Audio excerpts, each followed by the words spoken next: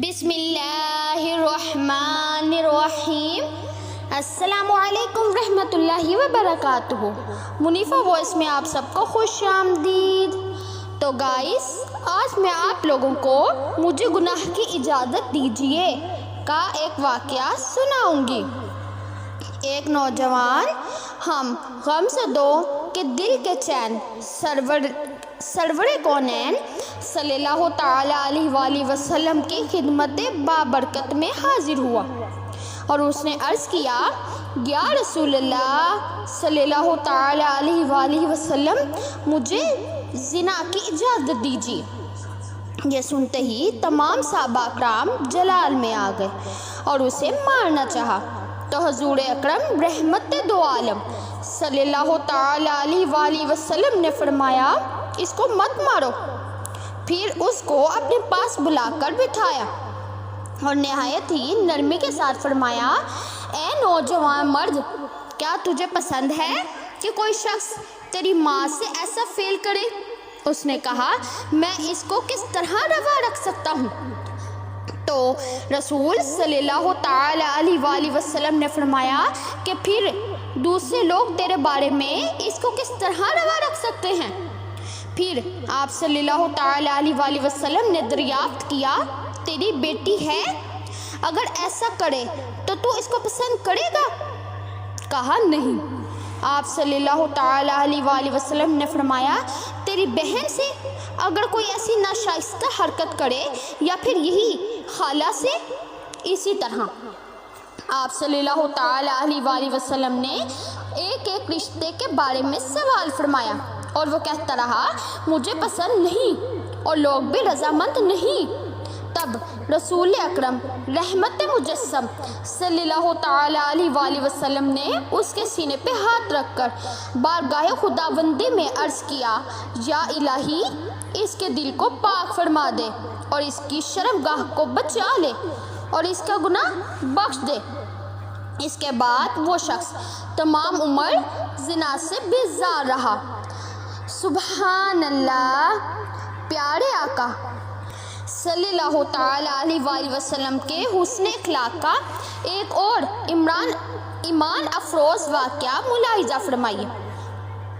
سن 8 ہجری میں رحمت عالم صلی اللہ تعالیٰ علیہ وآلہ وسلم غزوہ حنین سے فارغ ہو کر واپس تشریف لا رہے تھے کہ راستے میں ایک مقام پر نماز کا وقت آ گیا۔ رسول صلی اللہ تعالیٰ علیہ وآلہ وسلم نے اپنے مؤذن کو اذان دینے کا حکم دیا۔ اتفاق سے وہاں مکہ مکرمہ کے چند شوخ نوجوان بھی موجود تھے جو ابھی تک شرف اسلام سے بہرہ نہیں ہوئے تھے، حالانکہ مکہ مکرمہ فتح ہو چکا تھا اور وہاں اسلام کا نور پھیل چکا تھا۔ رسول تاجدار مدینہ صلی اللہ تعالیٰ علیہ وآلہ وسلم کے مؤذن اذان دے چکے تو وہ سب نوجوان تمسخر کے طور پر اذان کی نقل اتارنے لگے۔ ان میں سے ایک نوجوان کی آواز بہت بلند اور دلکش تھی۔ سرکار صلی اللہ تعالیٰ علیہ وآلہ وسلم نے ان سب نوجوانوں کو بلا بھیجا اور ان سے استفسار فرمایا، تم میں سے کون ہے جو بلند آواز سے اذان کی نقل اتار رہا تھا؟ سب نے اس خوش الحان نوجوان کی طرف اشارہ کیا۔ رسول صلی اللہ تعالیٰ علیہ وآلہ وسلم نے اس نوجوان کو حکم دیا کہ میرے سامنے اذان دو۔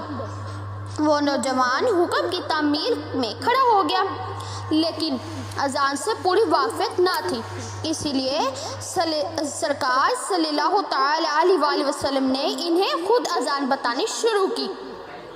سرکار صلی اللہ تعالیٰ علیہ وآلہ وسلم کی زبان حق ترجمان سے جو کلمات سنے وہی دہرائے۔ جو الفاظ دہراتے جاتے تھے، سینے سے کفر و شرک کا زنگ دور ہوتا جاتا تھا۔ اذان ختم ہوئی اور ساتھ ہی ان کے دل کی کیفیت بھی تبدیل ہو گئی۔ اسی وقت سچے دل سے کلمہ شہادت پڑھنے لگے۔ سبحان اللہ۔ رحمت عالم صلی اللہ تعالیٰ علیہ وآلہ وسلم نے انہیں ایک تھیلی مرحمت فرمائی جس میں کچھ چاندی تھے۔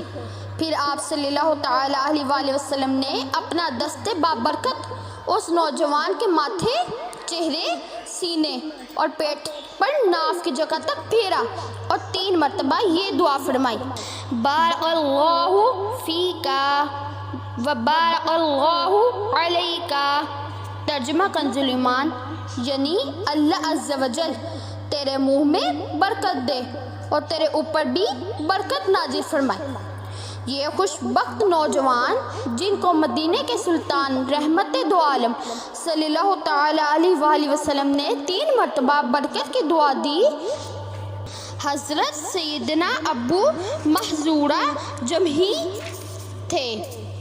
نگاہ نبی میں یہ تاثیر دیکھی، نگاہ نبی میں یہ تاثیر دیکھی، بدلتی ہزاروں کی تقدیر دیکھی۔ تو گائز ہمیں بھی اس درس سے یہ سبق ملا کہ جب بھی کبھی بھی اس قسم کا واقعہ پیش آ جائے تو بے جا غصہ ہونے کے بجائے حسن اخلاق کا مظاہرہ کرنا چاہیے۔ تو گائز یہ تھی ہماری آج کی ویڈیو۔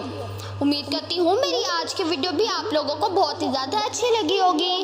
اگر میری آج کی ویڈیو بھی اچھی لگی تو اس کو لائک، شیئر اور چینل کو سبسکرائب کرنا مت بھولیں گا، تاکہ ہر نئی آنے والی ویڈیو کی نوٹیفیکیشن آپ کو بر وقت موصول ہو سکے اور آپ اسی طرح سے ہی اچھے واقعات سن سکیں۔